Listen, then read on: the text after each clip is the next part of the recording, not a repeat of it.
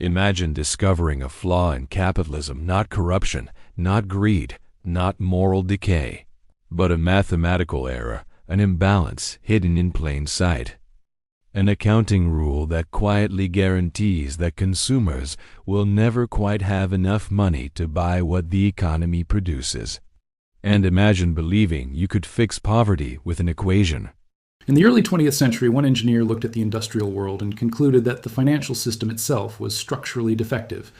His name was Clifford Hugh Douglas. He wasn't a politician. He wasn't a banker. He wasn't even an economist by training. He was an engineer who believed the system didn't add up. Welcome to the Financial Historian Files, where money, power, and history collide. And nothing is ever as simple as it looks. This is the story of the man who tried to hack capitalism with math, and why his ideas still echo today in debates about inflation, debt, stimulus, and universal income. Because Douglas wasn't just critiquing capitalism, he was questioning the mechanics of the financial system itself. And when you question the mechanism, you question the power behind it. To understand Douglas, you have to step back into the world that shaped him. He was born in 1879 in England during the height of the British Empire. By the time he reached adulthood, industrialization had transformed production. Factories could manufacture goods at a scale unimaginable a century earlier. Railroads stitched nations together. Global trade expanded. Industrial output soared. And yet, poverty persisted.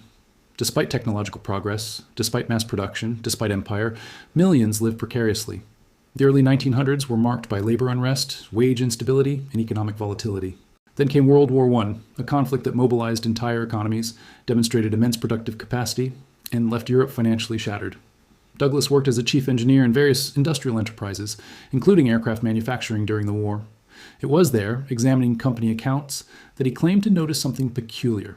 Factories were producing goods efficiently. The physical capacity to generate wealth was undeniable. But when he examined the financial statements, he observed what he believed was a structural gap. Businesses recorded two broad categories of costs. Payments made directly to individuals, wages, salaries, dividends. B payments made to other organizations, bank interest, capital depreciation, raw materials, overhead expenses. Here's where Douglas made his leap. He argued that only A payments, wages, and salaries, entered consumers' pockets as purchasing power. But when goods were priced for sale, those prices reflected both A and B costs combined. In other words, total prices equaled A plus B, but total consumer income equaled only A.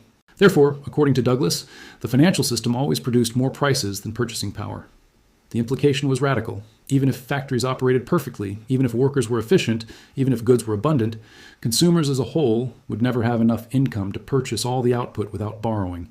The system, he argued, created a chronic shortage of purchasing power, and that shortage had consequences. To keep goods moving off shelves, economies had to rely on expanding credit. Consumers borrowed, governments borrowed, businesses borrowed. Alternatively, nations sought export markets to offload surplus production, or they entered wars that stimulated demand through state spending. Debt wasn't an accident in Douglas's view. It was a structural necessity. If that sounds dramatic, remember the context. The interwar period was marked by instability. The global economy experienced severe deflation after World War I. The Great Depression followed in 1929. Industrial capacity existed, but unemployment skyrocketed. Factories sat idle while people lacked income. To Douglas, this was not a moral failure. It was a design flaw. He believed capitalism was capable of producing abundance. The problem was distribution of purchasing power, not production itself. And here's what made his argument powerful. He framed it in engineering terms, not ideology, not class struggle, but arithmetic. He called his insight the A plus B theorem. The claim was simple. Because prices included both payments to individuals and payments to organizations, and because only payments to individuals became consumer income, the system required continual injections of credit to function. Without expanding credit, goods would accumulate unsold, businesses would cut production, and workers would lose wages. The cycle would spiral downward. In Douglas's mind, financial crises weren't mysterious. They were the inevitable result of this structural gap. Now, mainstream economists criticized his math. They argued that B payments, such as payments to other firms, eventually become someone else's income. They flow through the economy in complex ways. But Douglas wasn't focused on accounting flowcharts. He was focused on timing and control. Who creates credit? Who decides when and how much money enters circulation? Who benefits from debt expansion? These were questions about money and power. And this is where Douglas moved from critique to proposal. He did not want to abolish private property. He did not advocate state ownership of industry. He wasn't calling for revolution, but he wanted to correct the financial system so that purchasing power matched production. His solution was something he called social credit. The term itself would later become politically loaded, but at its core, it meant this: society should distribute purchasing power directly to citizens, reflecting the real productive capacity of the economy. He proposed two key mechanisms. A national dividend. Every citizen would receive periodic payments from the state, not as welfare, not as charity, but as a rightful share of national production. Because modern industry, he argued, relied heavily on accumulated technological progress and inherited knowledge, wealth creation wasn't solely the result of current labor. Therefore, citizens deserved a dividend from that collective inheritance. A compensated price mechanism. Under this system, retail prices would be adjusted downward through state-issued credit to reflect the true cost of production. The idea was to prevent goods from being priced beyond consumers' aggregate purchasing power. Douglas believed banks created money as debt. He wanted the authority to create credit tied directly to national productive capacity, not private lending decisions. He wasn't trying to overthrow capitalism, he was trying to debug it. But here's where things become complicated. Douglas's theory gained traction during times of economic hardship. In the 1920s and 1930s, as unemployment spread and deflation gripped economies, his ideas resonated with those who felt the financial system was rigged. In Britain, social credit attracted intellectual circles. In Canada, it became a political force. In 1935, during the depths of the Great Depression, the Social Credit Party won a landslide victory in Alberta under the leadership of William Aberhart. The campaign promised to distribute social credit dividends to citizens, challenging conventional banking practices.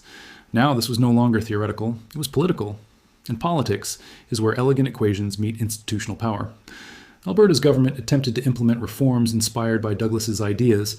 They proposed issuing credit directly and regulating banks more aggressively, but the federal government and the Canadian courts intervened. Several social credit laws were struck down as unconstitutional. The banking system remained under federal jurisdiction. The experiment faltered. Meanwhile, in Britain and elsewhere, mainstream economists remained skeptical.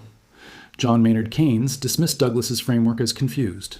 The economic establishment argued that Douglas misunderstood how income circulates through the economy. Yet the deeper discomfort wasn't just about accounting, it was about authority. If credit creation were detached from private banks and tied instead to national dividends, the structure of financial control would shift. That's not a minor adjustment, that's a redistribution of power. And power resists redistribution. Douglas's movement also suffered from internal contradictions. Some followers drifted into conspiratorial narratives about international banking elites. This damaged the intellectual credibility of social credit and allowed critics to dismiss it as fringe, brilliant structural critique, uneven political execution. But before you write Douglas off as a historical curiosity, consider something. Many of the pressures he identified have not disappeared. Industrial economies continue to produce vast output. Technological advancement accelerates productivity. Yet wage growth in many developed nations has lagged productivity gains for decades. Household debt remains high. Governments routinely inject stimulus during downturns. Central banks expand balance sheets in crisis. In 2008, after the global financial crisis, governments around the world injected trillions into financial systems to prevent collapse. In 2020, during the pandemic, direct payments were sent to citizens in the United States and other countries. Stimulus checks that looked, at least superficially, like a national dividend. We don't call it social credit. We call it fiscal stimulus, quantitative easing, emergency support. But the instinct is familiar. Douglas argued that capitalism could produce abundance, but that purchasing power needed structural adjustment. Modern policymakers, faced with economic shocks, often reach for similar tools, injecting liquidity, supporting household income, and sustaining demand. The difference is framing. Douglas believed the gap was permanent. Modern economics tends to treat it as cyclical, and that tension between structural flaw and temporary imbalance is where the story deepens. Mainstream economists argued the system balances over time. Douglas was not convinced. He believed that timing, concentration of credit creation, and the structure of banking made the difference. Even if income eventually flowed, he argued that the system relied on continuous credit expansion to bridge the gap between production and purchasing power. Without expanding debt, demand would fall short. This is where the debate becomes less about arithmetic and more about architecture. Douglas saw banks as the gatekeepers of money creation. In the modern financial system, commercial banks create most money through lending. Loans create deposits. Credit expands purchasing power, but it also creates debt obligations.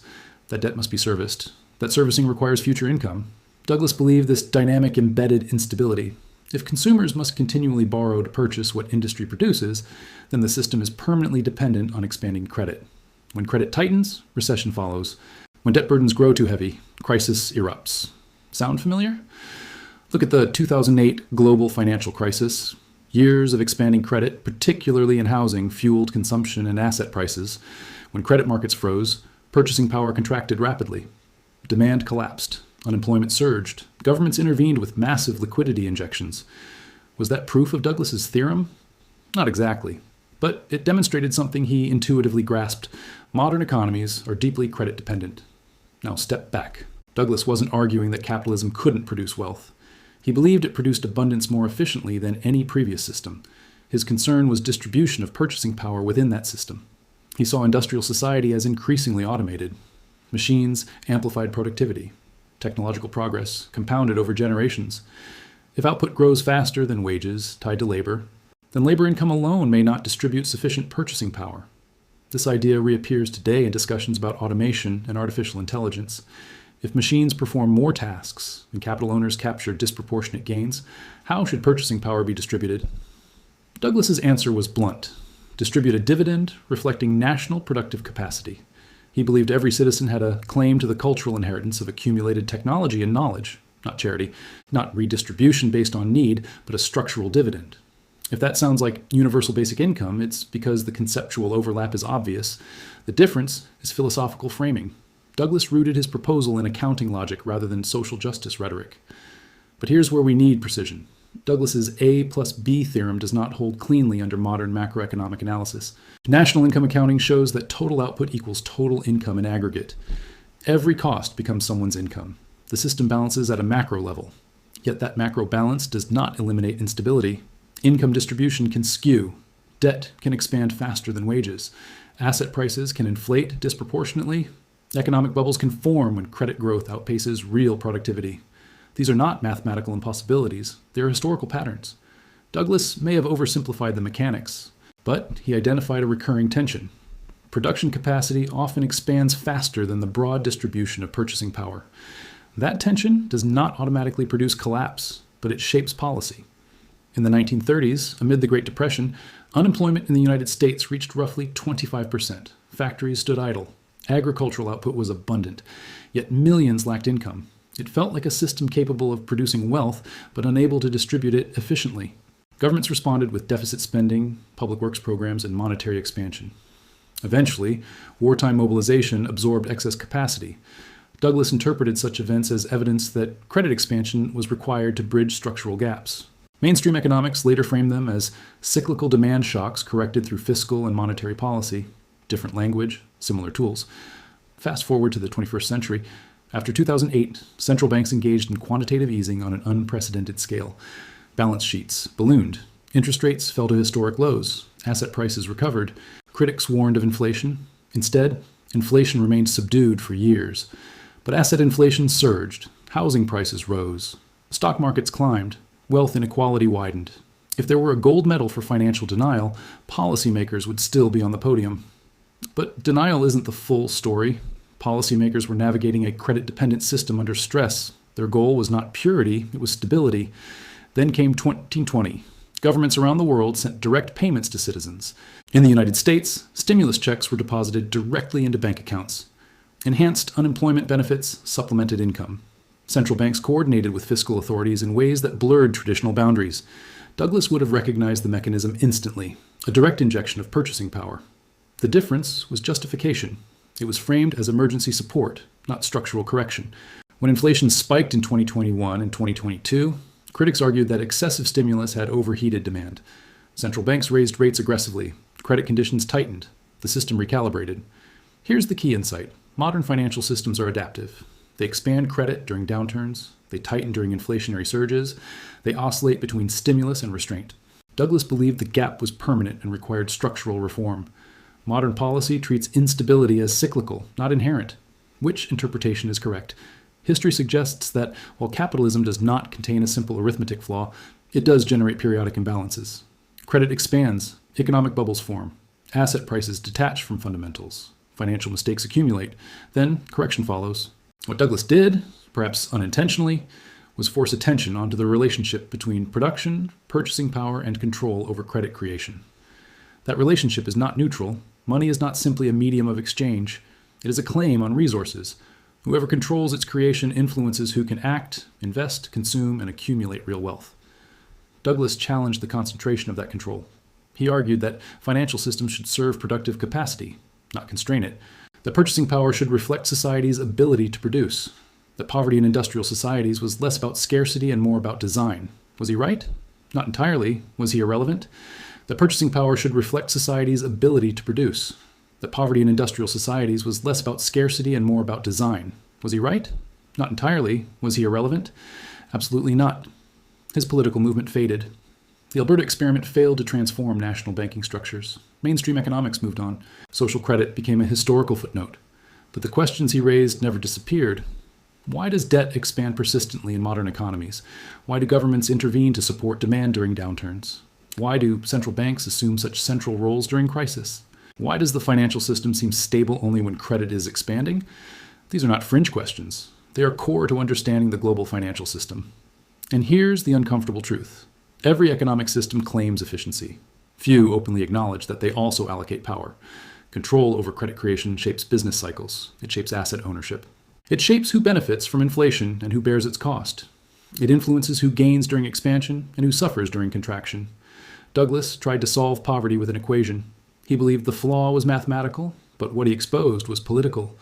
The structure of money determines the structure of power. If purchasing power is distributed unevenly, social tension grows. If credit expansion masks wage stagnation, debt burdens accumulate. If financial systems require constant stimulus to sustain demand, stability becomes conditional. This does not mean collapse is inevitable. It means architecture matters. Financial education is not about memorizing ratios or predicting the next global crisis. It's about understanding the framework within which money moves. It's about recognizing that the financial system is not a law of nature. It is a design shaped by policy, institutions, and incentives. Douglas understood something essential. Economic abundance does not automatically translate into broad prosperity. The channel between production and purchasing power can narrow or widen depending on how credit and income are structured. History does not reward ideological purity. It rewards adaptability. Douglas's solution was too rigid, too politically disruptive, too vulnerable to misinterpretation. But his challenge remains powerful. He forced a conversation about whether capitalism distributes income as efficiently as it produces goods. In a world of rising automation, persistent debt, recurring economic bubbles, and periodic inflation, that question still resonates. You don't need to accept his math to appreciate his insight. Money is a system of control. Credit is a lever. Distribution of purchasing power shapes opportunity. And those dynamics determine who achieves financial freedom and who remains perpetually indebted. Clifford Hugh Douglas failed to rewrite capitalism, but he revealed something deeper. The system is not sacred. It can be analyzed, critiqued, and redesigned. History doesn't repeat, but if you don't understand how money and power interact, it will outpace you. If this gave you a new perspective, hit subscribe. History has the answers. I'll show you where.